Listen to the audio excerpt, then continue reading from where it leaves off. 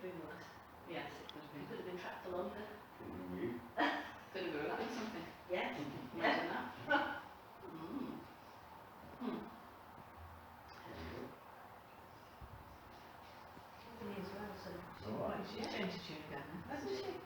I think it's what suits. Goes, isn't it? Yeah. Yeah. So I'm going to message her later and say 8 o'clock Mhm. in the lighthouse, and I'll Mhm. not tell you. Yeah. Did you want to go and see it? So when you do go and see it? The day's just That's what it is, isn't it? Yeah. That's fine. Actually, Wednesday was doing something else in the day. Mm.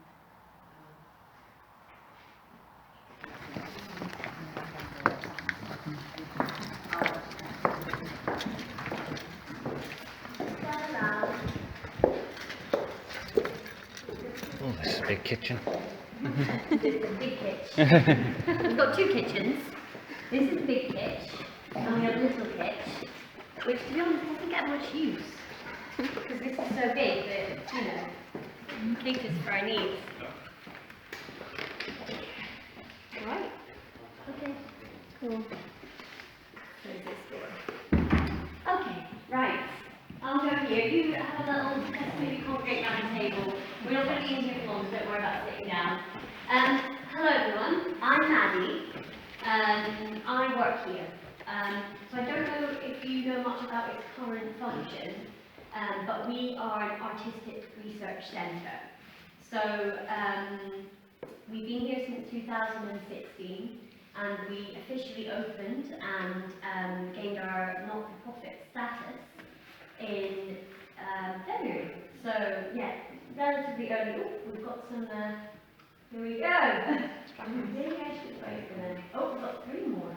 Wow. Okay. Oh, 4.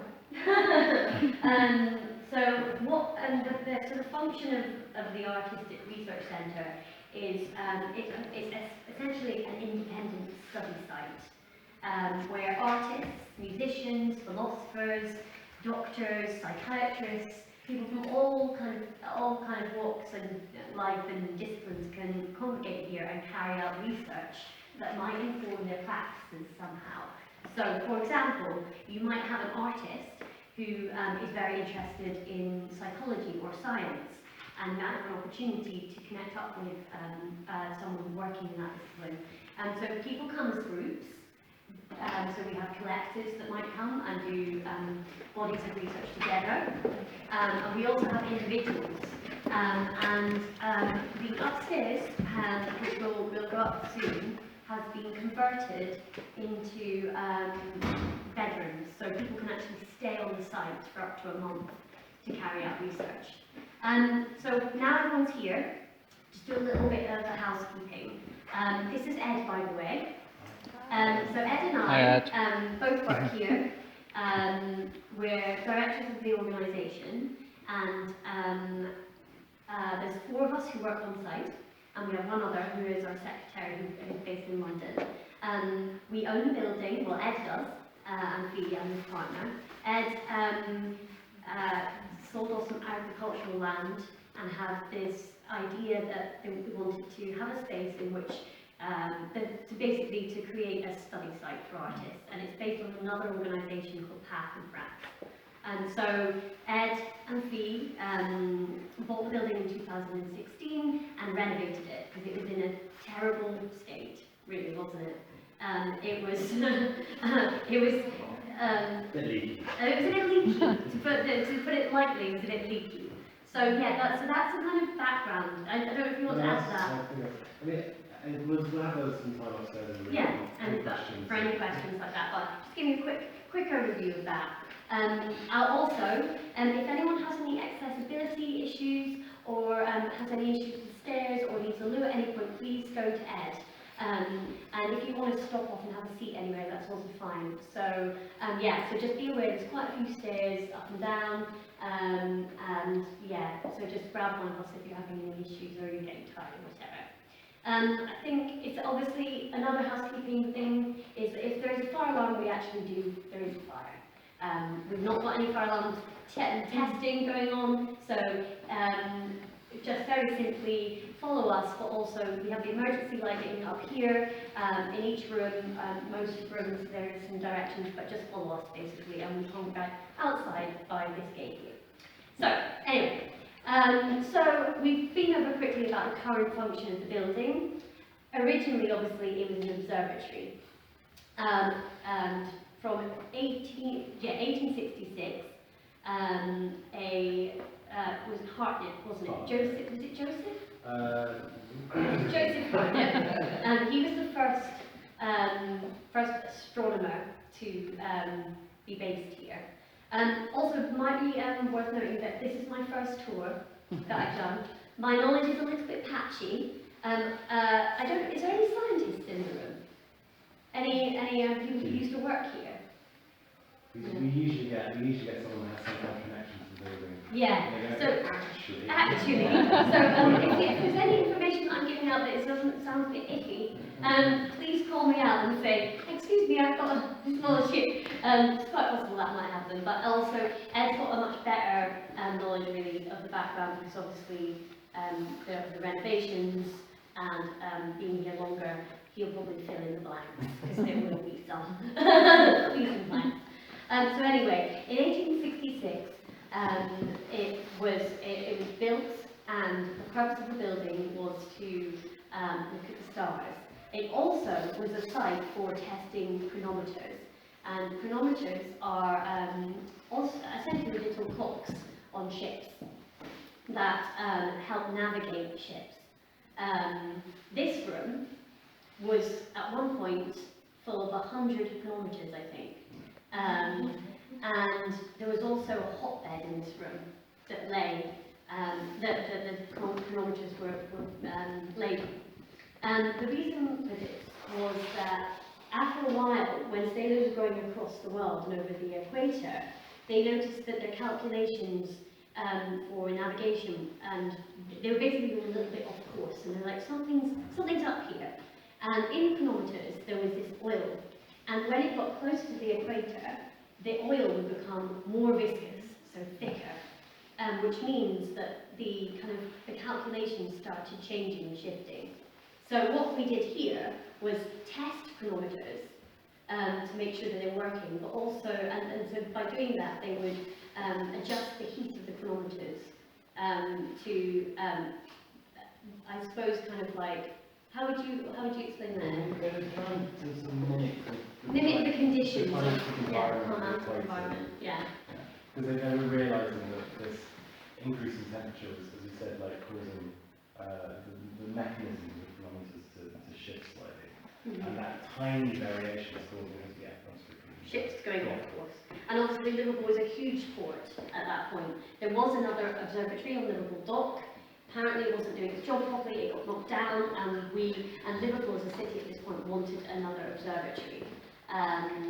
So they found this spot on the hill, because it's obviously elevated here, so there was less light pollution than there was in Liverpool, and you could look at the stars more clearly from an elevated point.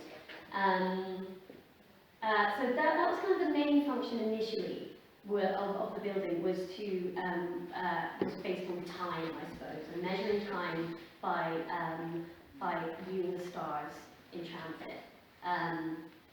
Does anyone have any other questions on that specific point? Okay, great.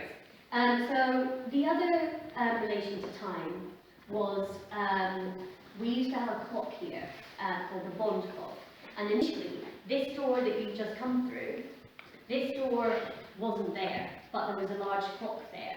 And what that clock did was send a signal down to Moorman's Dock, which would then be a signal for the 1 o'clock gun. Does anyone remember the 1 o'clock gun? Yes. So the 1 o'clock gun was, what it did is it kept the time of Liverpool, basically. So when the 1 o'clock gun went off, people were like, oh, it's 1 o'clock. So you would see, for example, buses stopping because they were either ahead or behind time, or speeding up. So people would listen out for this 1 o'clock gong. So this kind of the initial point of the 1 o'clock gong, the timing of that was, it was started here and then it was, sent down to the docks. So yeah, very much a focus on time in the very beginnings of the observatory. So I think I think we'll move on now. We're going to go down into the sub-basement and the basement. We will then lead on to the other research functions that over time was involved in the utility of the building. So tidal research was another area that this building, with the research was carried out in this building. And we'll go into that a little bit more as we go down. If you want to follow me, Ed will, yeah.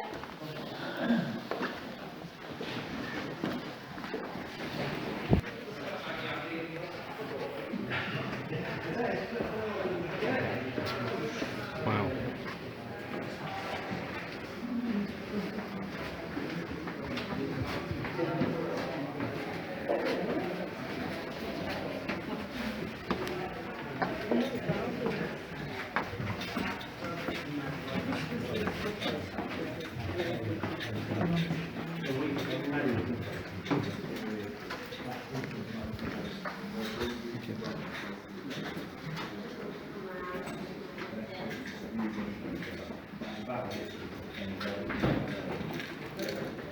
Thank you.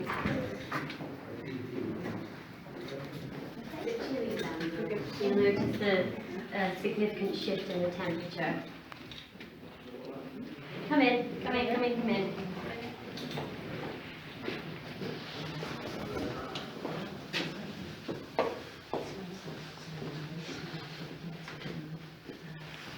Okay, is that everyone?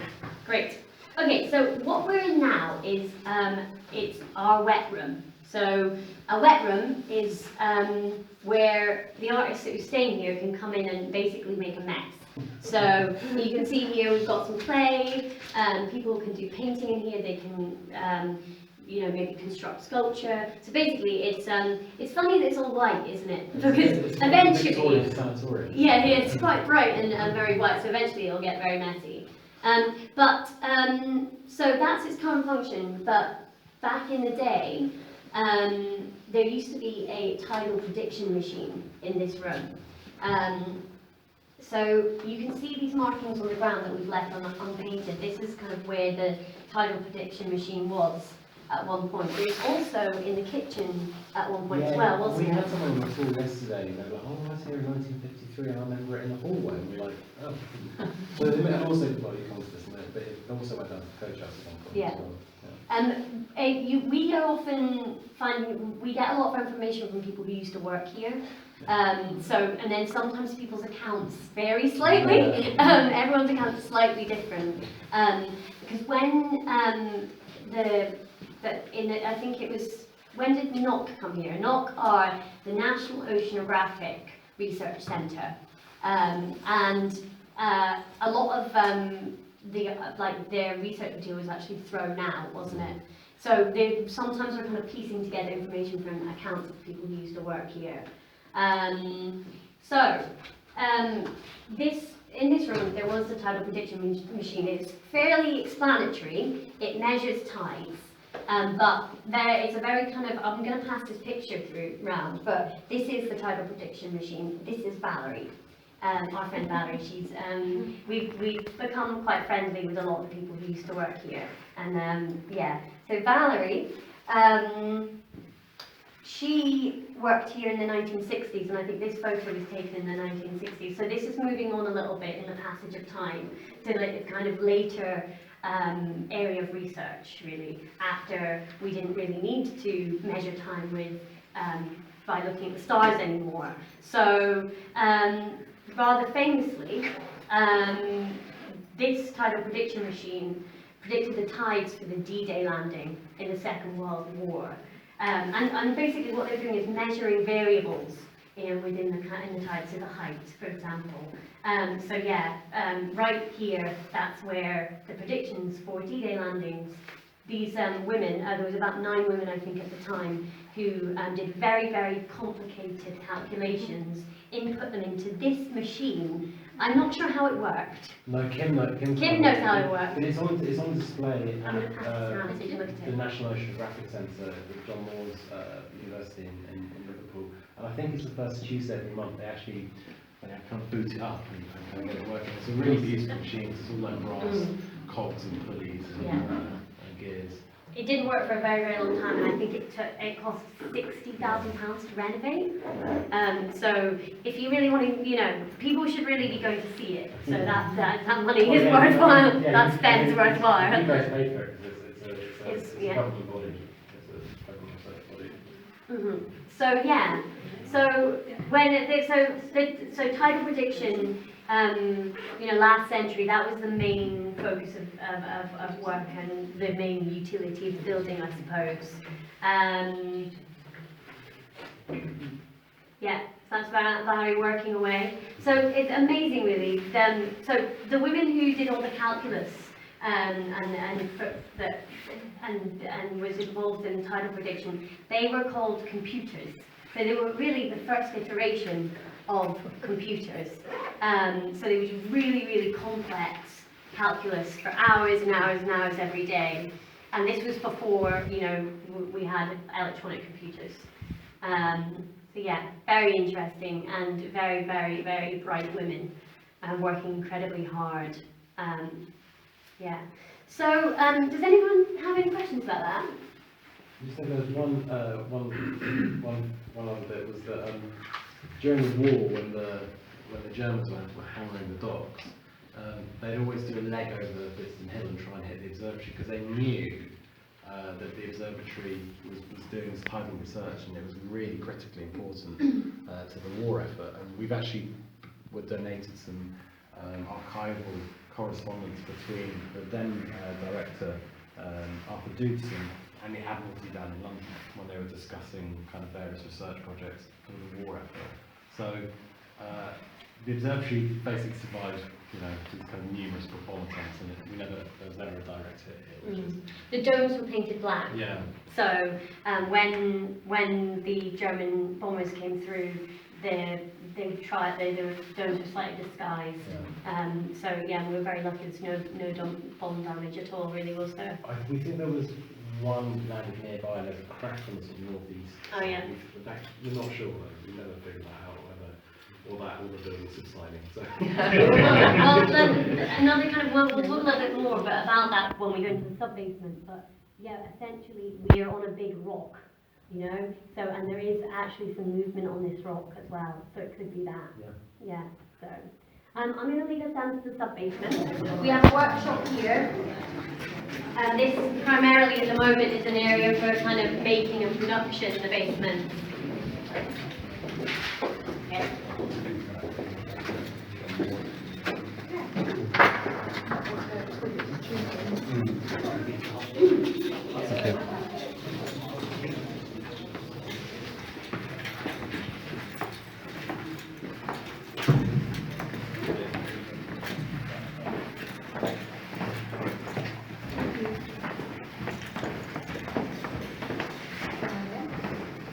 Oh, wow.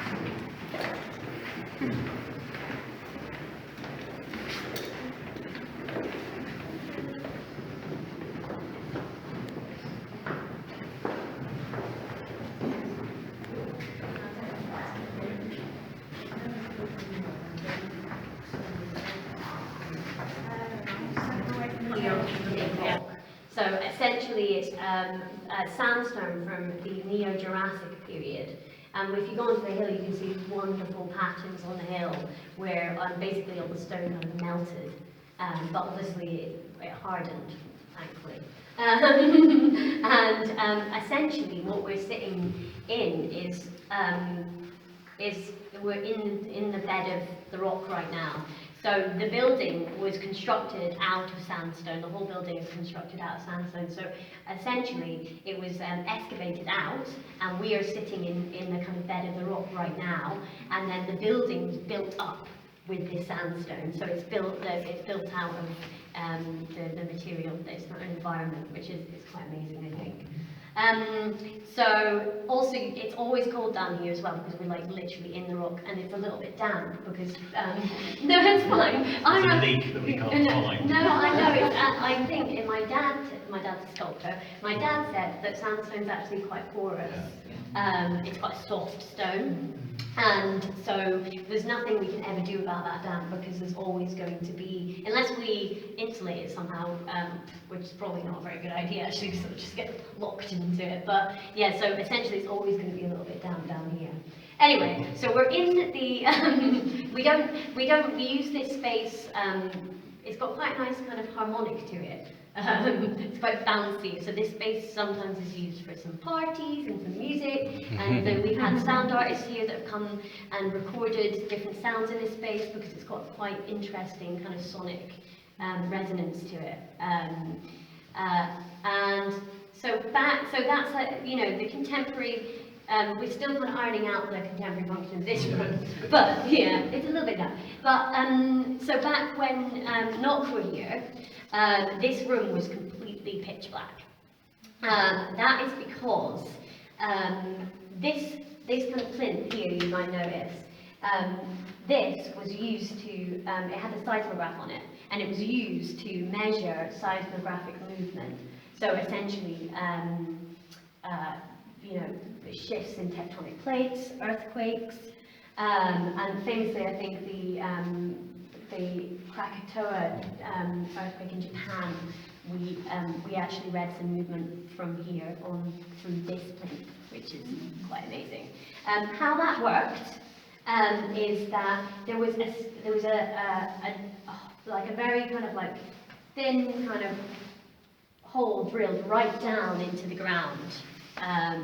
And there was photographic paper on this, and a kind of like pendulum-like instrument that went right down to the ground, and a light was shone right down to it. So if there's any movement on the pendulum, it would be read up here on the and recorded, almost mapped onto photographic paper. So yeah, so we'd be able to see if the Earth was moving. And one of the women who worked here, I think she visited quite recently, and she came down and she was like, wow, I've never seen this building in the light, this room in the light before. So she was quite amazed. And yeah, so I think she used to creep down. It must have been quite creepy actually. Yeah. And I really like to come down here in the pitch black. Yeah. Because they had to switch out the readings every 12 hours. Yeah, exactly. So they're constantly working. So this building ran, and the utility of this building, it was like, you know, there's a very strict kind of schedule to the research being carried out, and making sure the recordings were being, and the findings were being recorded properly, and all the inputting and stuff. And I mean, then I was just kind of like glaze over that bit, because that's not my field. Yeah, and what else is in this space? You've got the two concrete plinths. Yeah, we've got the two concrete plinths there, and then there's that little nip there, isn't The there? brass nipple is the dating point. So in the centre of that concrete plinth, there's a little brass nipple, and that's the dating point for the observatory. So that's basically like zero, like mark zero for taking all other readings off. So all the instruments in the basement areas, if they were doing any kind of atmospheric or pressure sort of work, they'd always like refer back to the position of that instrument against that dating point. Which is kind of nice. Very nice.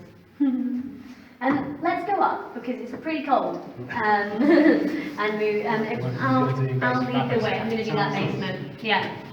Also, Oh, smells fresh paint in here. we've had the floor painted recently. This lovely green colour.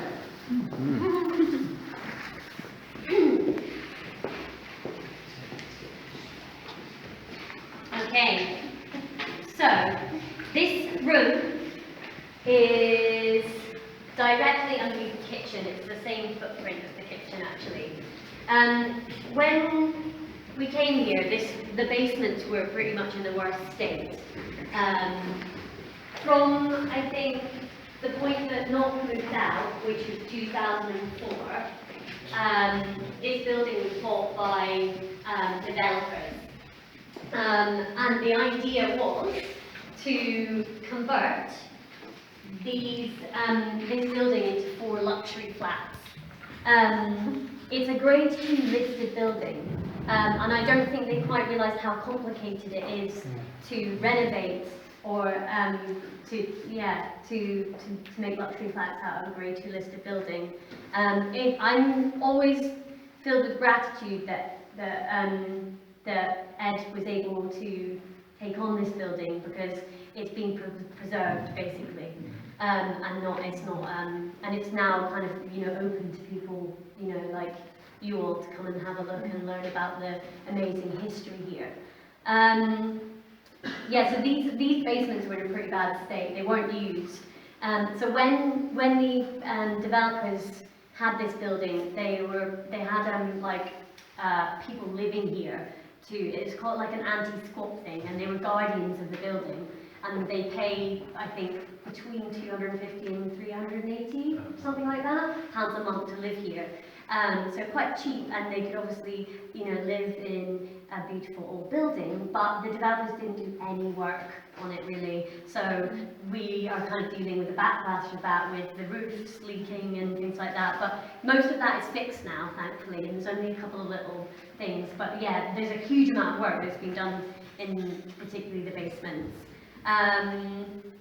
You can see here, I actually, because I'm a little shorty, I can't reach that. But if you can just do the honours. So you can see here that we're underground, but obviously we can see light coming through. This is a tunnel that goes right around the building, which we lovingly call the moat. There's two purposes for this moat. One is just simple drainage, and the other purpose is to isolate the building from the sandstone that it sits around. So back when it was an observatory, if you had a telescope going up into the sky looking at stars, and there was any movement at all, you're focusing in on one star, if there's any movement, your telescope's going to be wiggling about all over the place, and you're going to lose sight because it's so precise. Lose sight of that star. So it's quite an amazing engineering feat, really, an idea to isolate the building, because back in 1866, the main mode of transport was horse-drawn cart.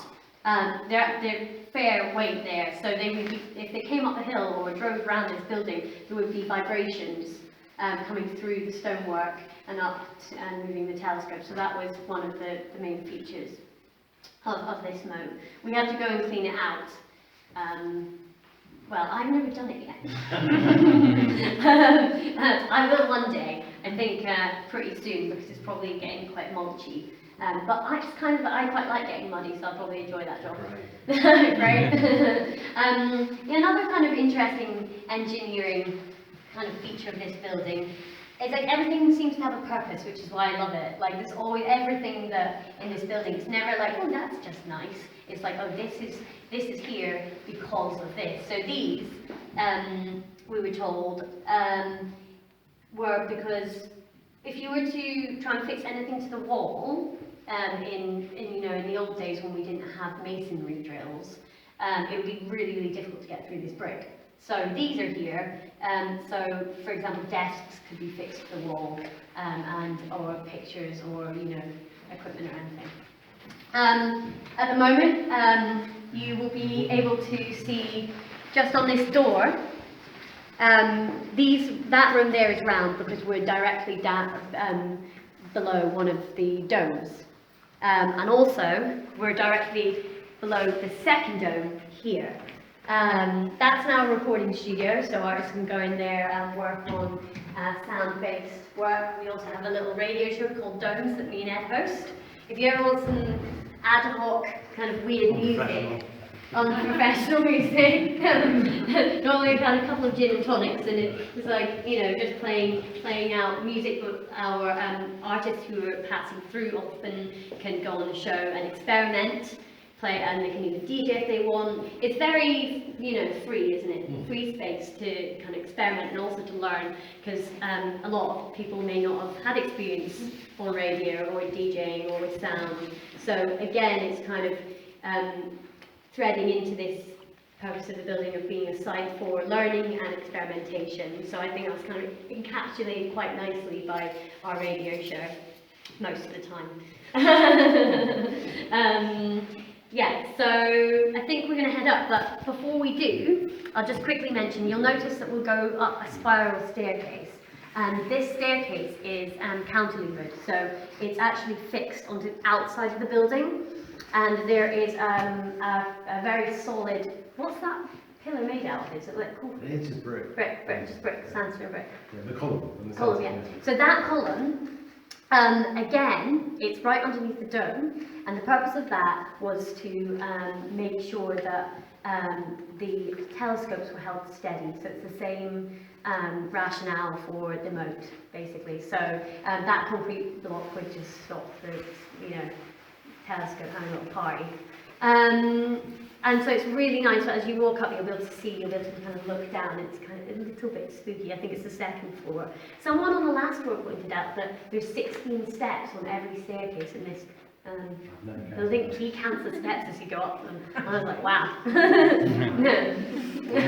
Yeah. I mean, the column was knocked out in, I think it's the 70s. Yeah, To to make make room. way for office, Yeah, wasn't it? but you can see it's still, because it's just kind of a weird architectural feature, it's still, you walk past it just here, it's still there. Yeah, so yeah, you can see it in the middle, but as we go up it disappears because they wanted more space in the building for office space and areas to carry out work. Okay.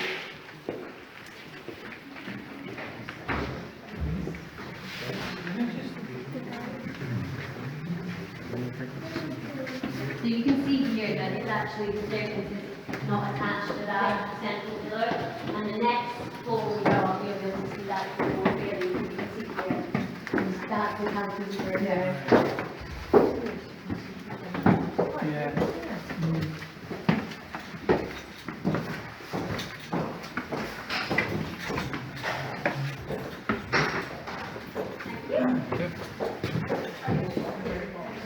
Yeah. The first one I came up with, it's got a little bit like, that's got to be a family there.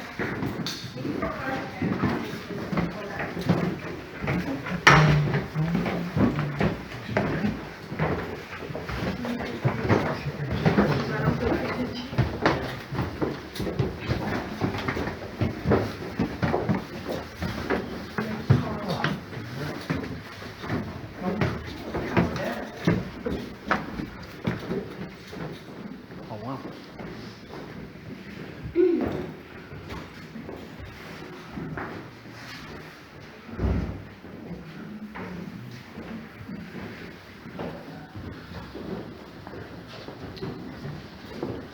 Have a little seat if you want, because I know it's quite a lot of steps.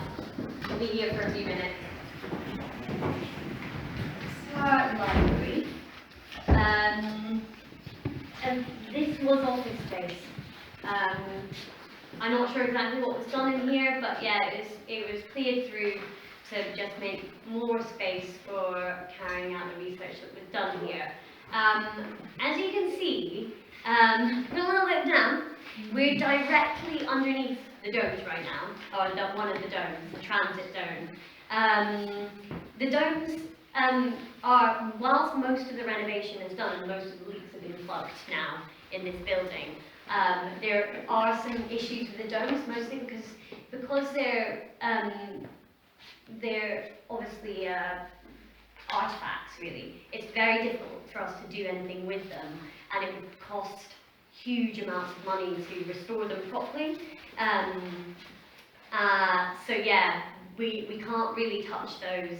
And the idea going forward is to get some National Lottery Heritage funding to restore those domes to their former glory.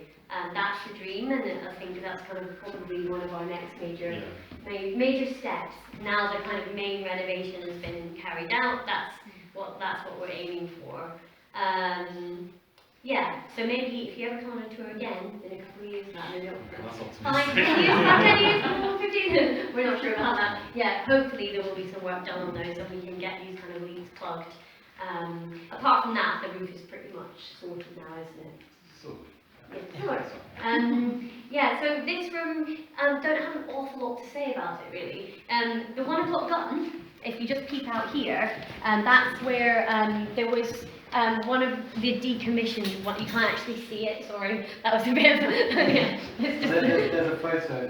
there's a photo downstairs, and so when those 1 o'clock guns stopped, which was, I think, in the 1960s, was the last, 66, so fairly recently, actually, 2 months ago, the 1 o'clock gun was fired for the first time in 50 years, and Sylvia, who used to work here, lovely lady, she was there, and she was the last person to fire the gun 50 years ago, and that was quite a beautiful moment. I recorded it actually. It was quite a shockingly loud sound, which obviously it had to be because it was giving the time of the whole of Liverpool. And apparently, when it was fired, there was a puff of smoke, and so people who were kind of stood still or static on Liverpool would look for the smoke on the dock because obviously it's a slight time delay. So, they would look, if they thought I was around 1 o'clock, they'd look for the smoke instead of listening for it sometimes.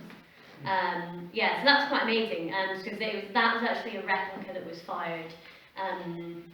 Yeah, it was, I don't know where that is now, it's something to do with armies? I just some army men there. But it was a commemorative, like 50-year kind of one. I mean, there's actually a campaign to try and get the gun firing again, which I mean, it's great, but I can't see it getting off the ground. It's bloody loud. So, but it's still there, and I recommend it because it's near the Transport Museum in Birkenhead. It's just around the corner from there. And it's in a bit of a sorry state, but it's still on the original plinth, which is actually the gun house that they used to store the gunpowder, so you can still see it, which is kind of nice. That is nice. Alright, on that note, I think we'll head up to the roof. Actually no, we'll go to the first dome. We'll do that first. So yeah, just a little note. Mind your head as you go, because the door frames are. I never have to worry about this, but if you don't not, you know, if you're a bit taller, watch your head. We don't really love the head. Also the steps are very steep, so Yeah. make sure you hang on. Yeah, hang on. We don't want any accidents today. Not on my first floor. I'll never be allowed to do one again. Not on my watch. This room is one of our dorms. We're not going to take you in there because obviously we get rude if we barge into someone's bedroom. But this floor is mostly accommodation, and we have a common of dorms, we have private rooms, we have a family room because we want everyone, you know, for example, if people have children, we still want artists and practitioners that have children to be able to have a space where they can work and also look after and you know, have their children. That's that, I think we're going to head on up. There we go.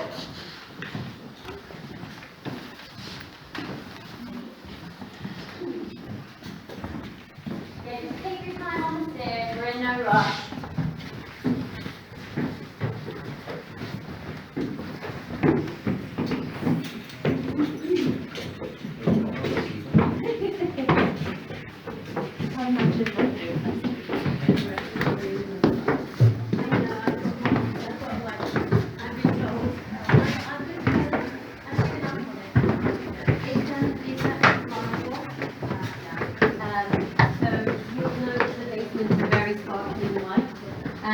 And what we've tried to do with the renovation is to use materials that would have been used when the building was built. So really trying to restore the building as authentically as possible, really. So all the electrics have been redone. We've got a brand new boiler, but even, for example, the piping that the electrics run through, we use the same piping, the same type of piping that was originally used when electricity was first installed here. So yeah, the materials we're trying to replicate as much as possible and kind of preserve the building and its history. Are we all up? Brilliant. Okay, so this is the dome in which the transit telescope was positioned. This is Arthur Bidston here. I think he was the second astronomer that was based here. But originally, when it was first built, there was two telescopes. When they were trying to find an astronomer that was able to come and operate the telescopes and basically run the space and look after the building, they needed to be a bit of a pool, really. So they made a bonus telescope. I'm not quite sure why they needed a bonus telescope, but It was for Hartnutt's personal research. Yeah, so Hartnut was the first director, and they needed the observatory was built as a money-making, business essentially. And as Manny was talking about earlier, the chronometers were the main. Source of income. Yeah, although apparently they always lost money on that. yeah, I've heard it actually. The building didn't actually. The business didn't make that much money. Yeah, And I right. think, let's try and move out of that tradition. We'd like to stay open. But that zone was, so that was his personal research. It was called the Obervatory telescope, and he did a lot of research on comets and meteorites. Because he was also practicing astronomy outside of the chronometer work as well. You can see from this image, he's got these kind of pulleys in his hand. And what the function of those pulleys were to move this building, this roof around. I've no idea how they did that with those bits of rope. It's geared. Yeah, geared. Okay, there we go. Very good at filling in my blank spot. My blanks. But here is this wheel here is used to turn the dome basically, and that was so the telescope could have a 360 view of the sky. This kind of track here, this was this. You can see this kind of instrument up here. This mechanism was used to pull this track back so the telescope could view. This door was opened, and then this track was pulled back, and then the dome would be able to move the dome around with that wheel, so you could get a full view of the stars. We could try and move it because I'm quite. It's really heavy. It was seized up when we got here, so we cleaned out the track. You what? I go this way. Why? Well, because you get a really strong wind in those rollers. Oh, wow.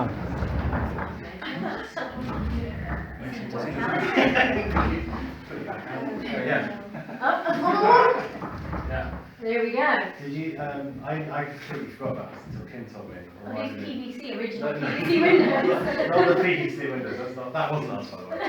Was these chamfered edges? In this zone they're red, and in the other zone they're blue. And the reason for that was that they would in the data logs of the readings they were taking, they would mark in ink, obviously, either red or blue. So when you were looking at the data sets, you knew which zones, which instruments you were recording the data on. I completely forgot about that.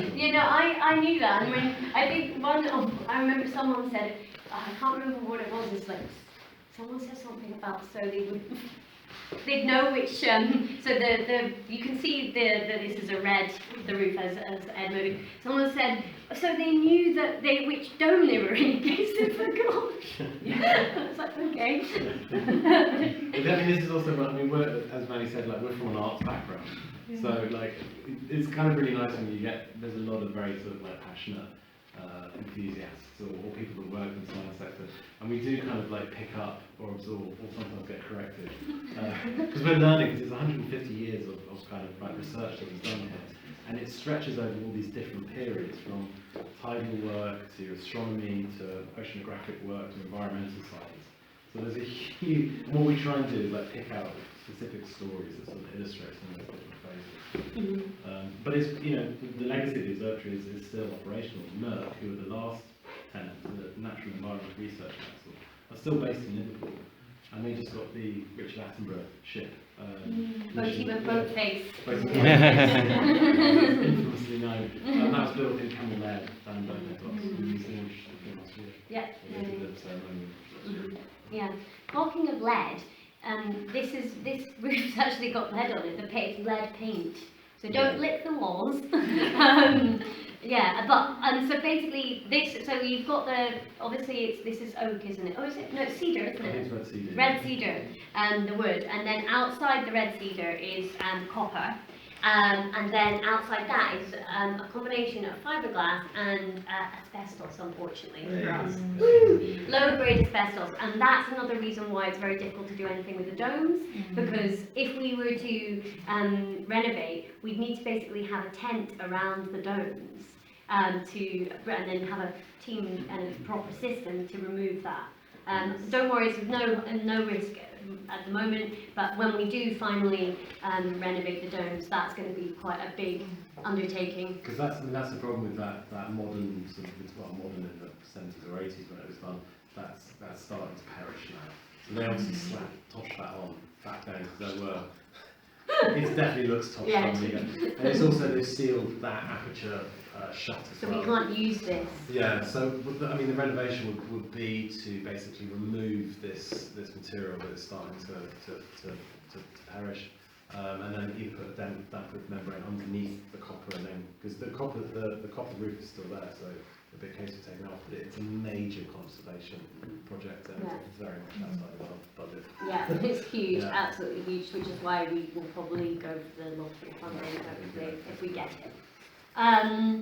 Anything else to note in this room?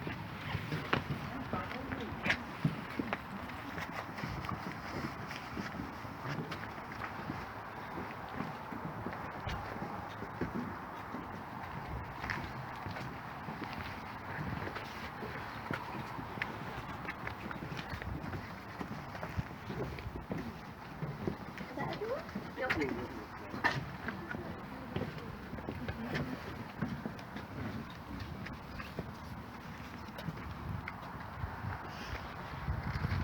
Okay, I won't talk too much up here because it's really beautiful, and it'd be nice for you to have an opportunity to mill around and take in this amazing 360 view you've got. You can just about see, it's not very clear day, it's a bit sad, but normally you can see Snowdonia from here. So you can see right across, and obviously there's New Brighton here. There's Lisa, is it Lisa?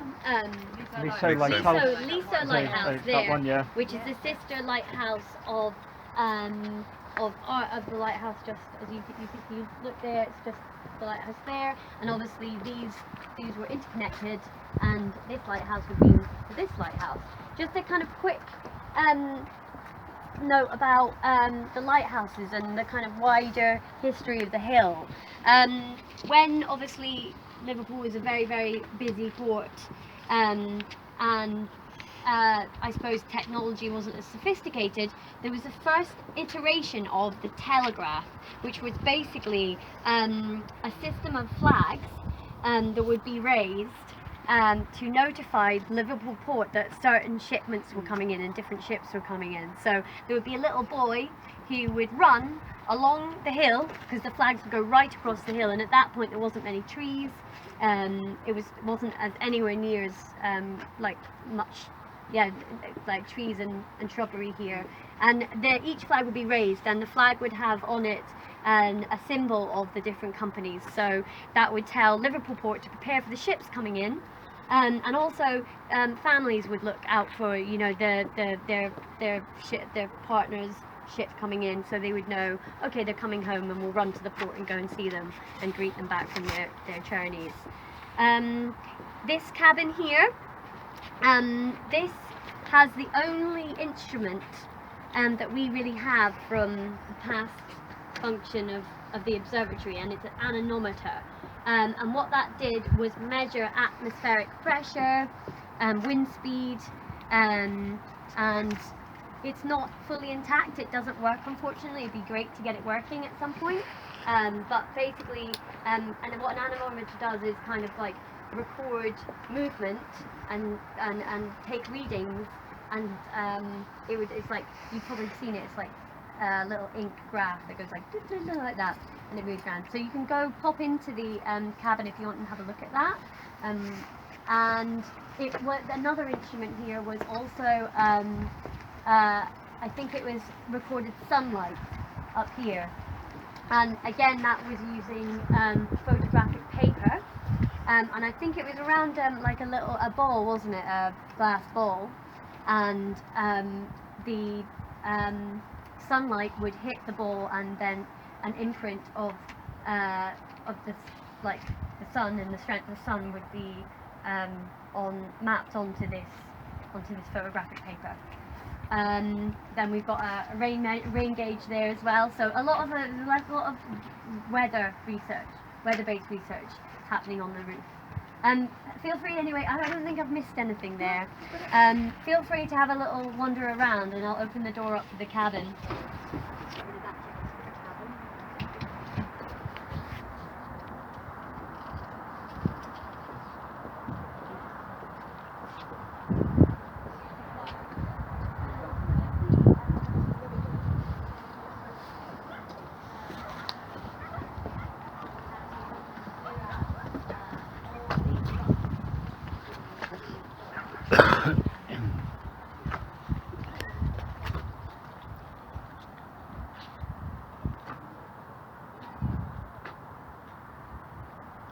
Just open the door. We'll have a look in the other dome.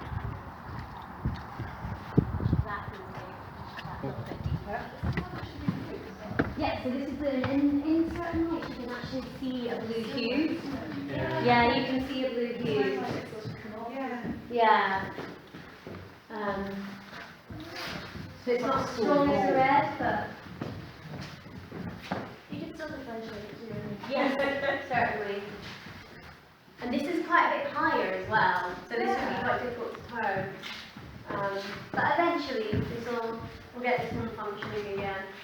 Do this have a large telescope in there? Yes, so this had the Hobby telescope, which for some reason was larger. You would have thought that kind of, the telescope that was for like kind of the research and operations would have been the bigger one, but yeah, they really needed an incentive to get people here, because Hartnett wasn't originally from Liverpool, so I think it came up from another area. So that was the incentive that they had. And a lot of the downstairs area was actually living quarters, and it was actually a space for leisure originally when it was first built. So there was bedrooms, there was reception rooms, so they do a lot of hosting. And I think they were, because it wasn't making much money back then, they were trying to kind of get people to become patrons of the space. Yes. Yeah, we really use the patrons. Yeah, because we're self-sustainable, we're not government funded. So, yeah, but we are in touch with some different astronomy groups, and also we work with NOT as well, because obviously with climate change. Yeah, for the time they've got it fails.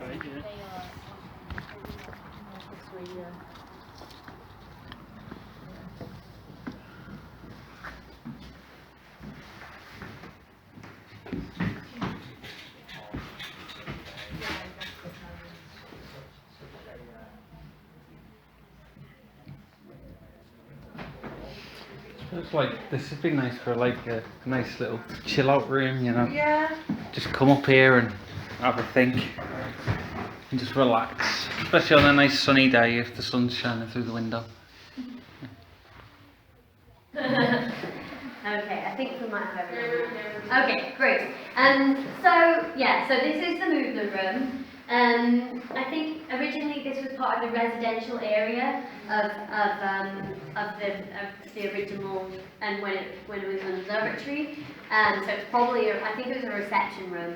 And we were just talking about how ornate and beautiful this building is, like the attention to detail, the cornicing is very, very beautiful, but even in that beauty you can see this kind of functionality and utility to it, or something that's kind of feeding or threading into the theme, like this cornicing here, for example. You might notice when you look at it, it's like something a bit weird about that, because I remember staring at it for ages, like, something strange. It's because it's actually, these axes here point directly north, west, south, east. And so this room is actually slightly off that axis. So I suppose we're probably going to have to finish up very quickly. But if you're interested in the renovation, there's some pictures out there. You can see how much work has been done over the last 2 years. Like, it's absolutely like a momentous amount of work and restorations happened over this time. So have a look at that. There's also some artifacts there. We've got a bit of an old fireplace there, which there was a fireplace in this room. And because I think was it ripped out in the 1960s, the fireplace? Do you know when it was ripped out? 1970s. So there was a beautiful ornate fireplace in this room, and because at the time when Oxford were here, there was so much emphasis on research and functionality and like getting the building to try and to meet their needs, they would just do things like rip a fireplace out and then just chuck it away. And obviously that is a feature now that we'd be like, oh my god, it would be amazing to be able to preserve that. But I think Sylvia, who used to work here, managed to get a bit of the fireplace out of the skip and then make a little ashtray out of it, which is nice. But yeah, so there's a lot, whilst we can do a lot of work to try and preserve and bring back its kind of like former state, I suppose.